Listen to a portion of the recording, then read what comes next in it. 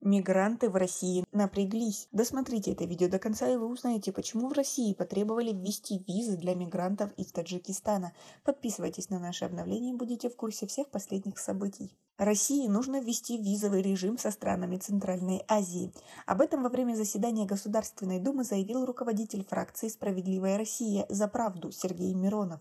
По его словам, такие меры необходимы для пресечения нападений иностранцев на граждан Российской Федерации. Соответствующий законопроект рассмотрят парламентарии. Мы действительно можем обойтись без мигрантов на стройках. Давайте дадим работу русским. Введение визового режима со странами Центральной Азии и со странами СНГ. Мы считаем, это делать необходимо, сказал Миронов. Он отметил, что введение виз предотвратит создание анклавов на территории, где традиционно проживали россияне. В таких локациях становится меньше местного населения, а мигранты получают регистрацию и прописку за счет коррупционных схем, подчеркнул депутат.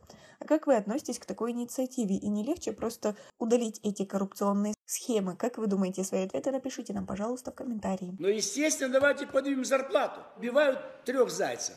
Безработные русские получат работу. Не будет протестных настроений у жителей Москвы и других регионов.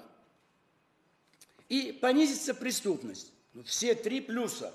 Поэтому это будет... Миронов указал, что парламентарии хотят внести изменения в Уголовный кодекс Российской Федерации.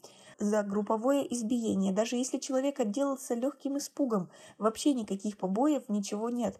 Но был факт группового избиения 5 лет тюрьмы, подчеркнул Миронов. Он призвал обратить внимание на практику привлечения мигрантов в Россию.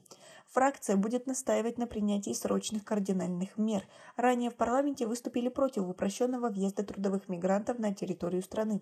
По словам председателя Комитета Госдумы по делам СНГ и евразийской интеграции Леонида Калашникова, необходимо уточнить, какие мероприятия собираются проводить для осуществления данных мер, кем они определяются и почему нужно приглашать мигрантов, минуя квоты. А как вы относитесь к таким настроениям в России? Ведь агрессия к мигрантам растет с каждым днем. Свои ответы напишите нам, пожалуйста, в комментарии. У нас пока на этом все. Оцените наше видео подпиской и лайком. До скорой встречи.